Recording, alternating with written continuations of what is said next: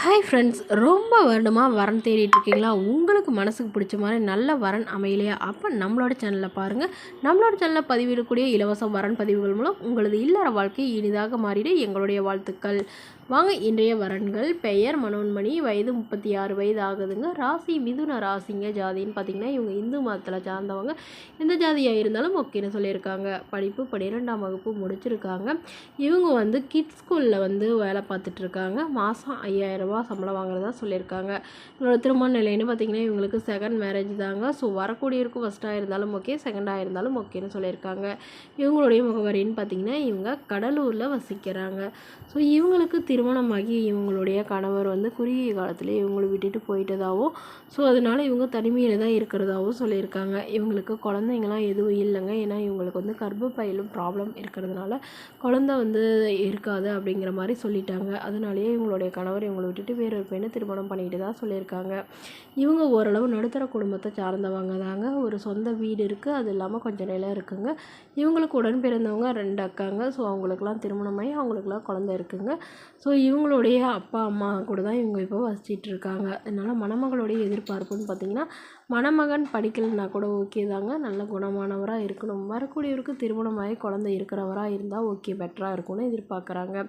இவங்க சொந்தமாக சம்பாதிச்சு ஒரு 2 சவரன் நகை சேர்த்து வச்சுருக்கிறதாவும், அது இல்லாமல் 1 லட்ச ரூபா கையிருப்பாக வச்சுருக்கிறதாவும் சொல்லியிருக்காங்க. ஸோ வரக்கூடியவர் ஏதாவது ஒரு பிஸ்னஸ் செய்ய ரெடியாக இருந்தாலும் என்னால் முடிஞ்ச அளவு நான் ஹெல்ப் பண்ணுவேன்னு சொல்லியிருக்காங்க. ஸோ மேலும் தன்னோட ஃபோட்டோ கொஞ்சம் மறைச்சி போடுங்க. நேரில் கேட்குறப்ப ஃபோட்டோ கொடுத்துருங்கன்னு சொல்லியிருக்காங்க. இந்த மணமகளை உங்களுக்கு பிடிச்சிருந்தா கீழே உள்ள வாட்ஸ்அப் நம்பரை தொடர்பு கொள்ளவும். அடுத்த வரன் பெயர் பார்த்தீங்கன்னா காந்திமதி, வயது 42 வயது ஆகுதுங்க. ராசி ரிஷப ராசிங்க. ஜாதின்னு பார்த்தீங்கன்னா இவங்க இந்து மதத்தை சார்ந்தவங்க. எந்த ஜாதியாக இருந்தாலும் ஓகேன்னு சொல்லியிருக்காங்க.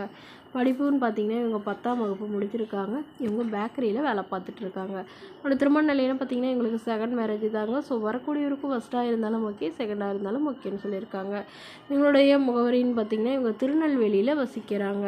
மணமகளுடைய எதிர்பார்ப்புன்னு பார்த்திங்கன்னா மணமகன் பெருசாக படிக்கணும்லாம் இல்லைங்க. நல்ல குணமானவராக இருக்கணும், நல்ல ஒரு உழைப்பாளியாக இருக்கணும் அப்படின்னு சொல்லியிருக்காங்க.